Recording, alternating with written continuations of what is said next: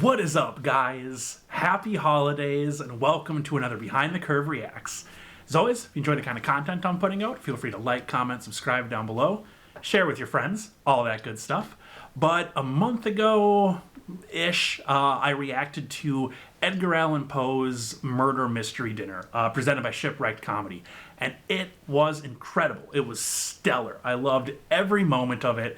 It was honestly probably one of the best things that I've seen in the last year, at least. It was incredibly well done.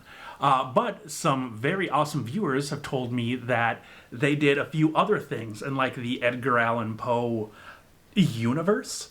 And that brings us to today. We're going to be taking a look at Edgar Allan Poe's A Cryptmas Carol.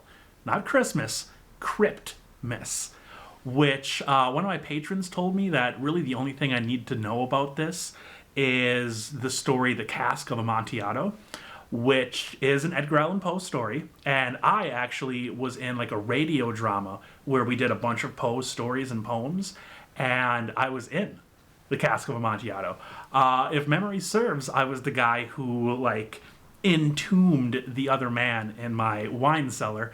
And it was a lot of fun. It was super fun. So I can't wait to see what happens here.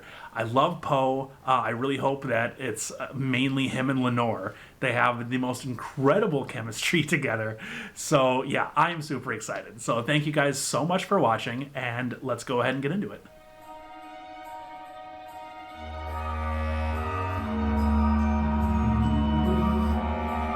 Oh my God.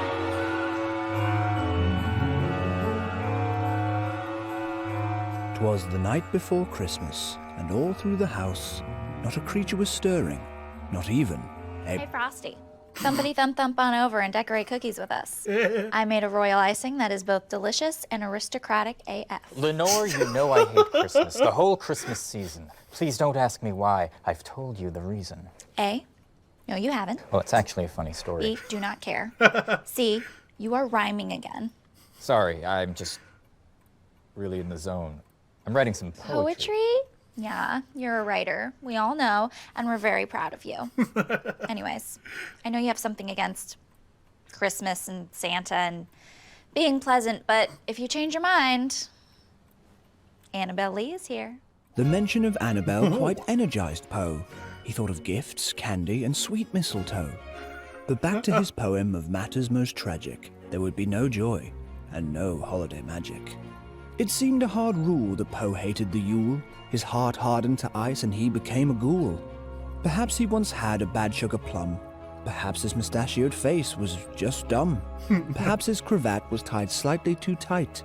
Perhaps flying reindeer gave him a fright. Perhaps he was scared of holiday sales. Perhaps his stupid brain made him an idiot. Look, rhyming is hard and I'm not the best at it. If you've got something better, by all means, let's have it. Edgar? Oh, Annabelle Lee. You have caught me in my most heinous of frocks. Oh, I like it. It is quite on you. I wanted to know if you'd join us for a reading of A Christmas Carol. Why on earth would you read that drivel when my dear friend Dickens' finest work is clearly Bleak House? Why, because it's Christmas Eve. No, it's not. Yes, it's December 24th. Also, Bleak House hasn't been written yet. Humbug! I must finish this poem before I am divorced of this mortal coil, which could happen at any minute. This house is very dangerous. Oh. Okay, well, if you change your mind, we'll be in the living room. Just follow the sound of the merry caroling. And that's when he heard it. The footsteps and clatter. He's here. Now's my chance to make his blood splatter, said Poe out loud to no one at all. I can't say I wasn't expecting this call. He followed the footsteps to the chimney with glee.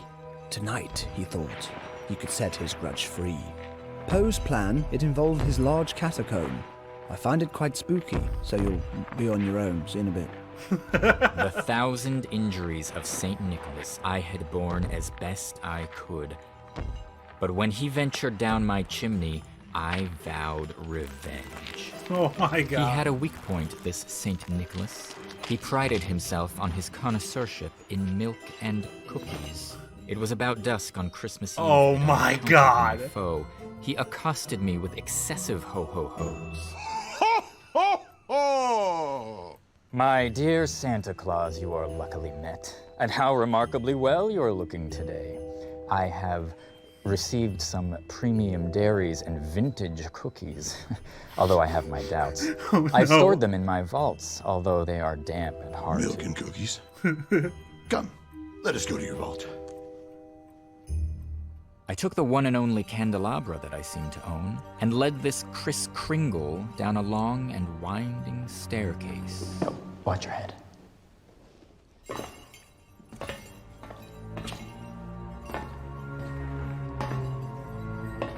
The bells upon his waistband jingled, and his pipe filled my lungs with smoke.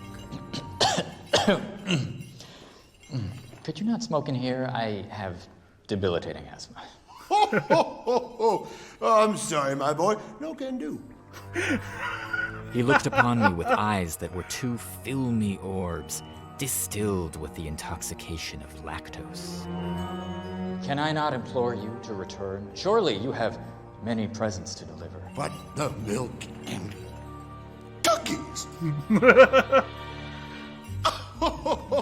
Besides, I always leave Baltimore for last on my travels. I mean, it's not as if anyone would notice if I skipped it or anything like that. Ho, ho, ho. Or if it was completely wiped off the map. Ho, ho, ho. But I've said too much. More importantly, the milk and cookies. True, milk and cookies. Here it is. Have some. Don't mind if I do. Ho, ho, ho. Oh my, that's good. You know, the missus is always going on and on like I overdo it a little bit at the holidays with the milk and cookies. And I'm like, oh, what am I, a bikini model? The answer's no, but you'd like that, wouldn't you? Oh, oh, oh, oh, oh, oh, oh, oh, oh, oh, oh, that's a funny joke. Oh, oh, oh, a hilarious jest.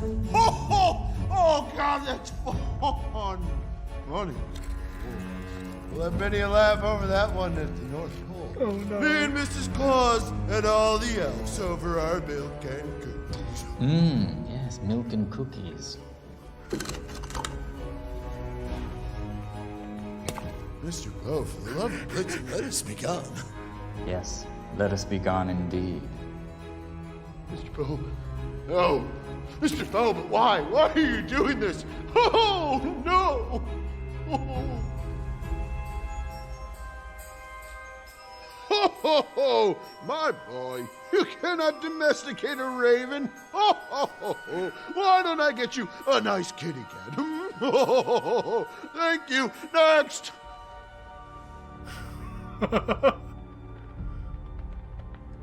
Merry Christmas, in pace requiescat, and to all a good night. Oh my God. Back to his study to finish his poem, Poe wanted to turn ho ho ho into ho hum. That's a weak one, isn't it? That's a weak rhyme. What on earth is this? My poetry, my beautiful poetry. I made holiday-themed drinks.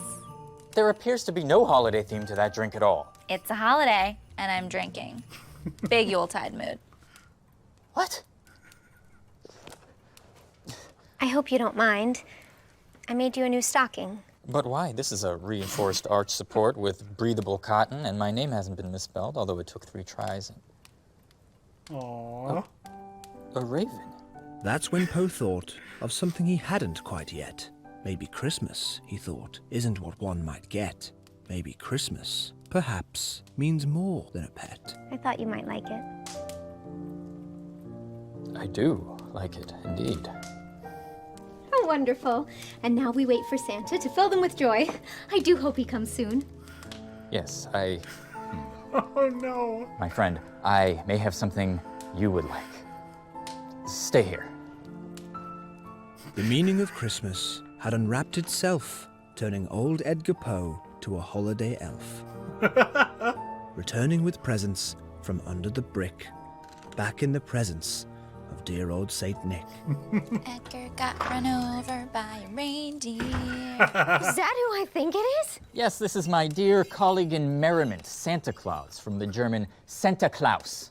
We have enjoyed a lovely evening sampling various milks and cookies. Did you wall him into the cellar? Yes, I did. Oh, Santa, I have wanted to meet you for so very long. Please tell me all about the North Pole. Like, for instance, how far north is it? Oh, all the way north, my dear. Ho, ho, ho. Poe then exclaimed, though it gave them a fright. Joyous Christmas to most and to most a grim night. Oh, you do know you're on the naughty list for life, right? Well, I wouldn't have it any other way.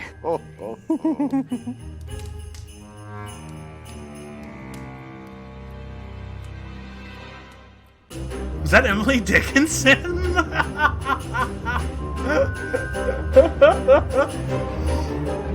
Oh no.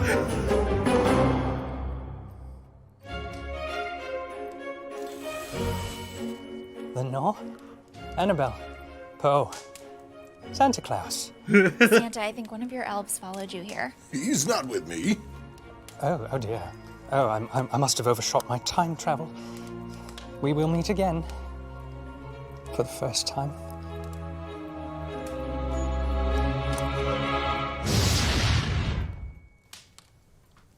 Someone needs to cut me off.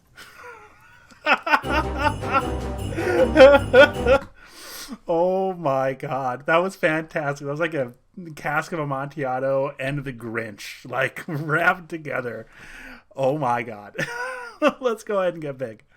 Okay, so as far as Poe timelines go, this takes place before the Mystery Dinner, but was probably released after the Mystery Dinner, or we would have no idea who H.G. Wells is. At least in relation to Lenore.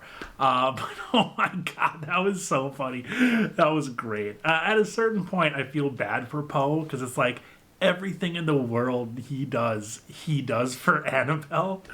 And it's, oh my god, it's so funny. I loved the rhyming. I loved the the self-aware narrator. That was hilarious. Definitely a little added level than what we got in the Mystery Dinner. But I couldn't imagine trying to make all of that rhyme and still be as amazing as it was. But yeah, this was incredible. Like literally the Santa Claus cask of milk and cookies. I didn't know I needed that story. I didn't know I needed this crossover. But now that I've seen it, oh my god, I loved it so much. He prided himself on being a connoisseur. Oh man, I remember doing that line on the radio, but talking about the wine. That's fantastic. And I don't know if I really noticed this before, but Sean has got very expressive eyes and eyebrows, and like his forehead. Like, they're very expressive, and he can definitely act through them, which I don't really think I noticed until it was all of the close-up shots or the shots of him behind the brick wall that he was building. That was literally all you saw was nose and up.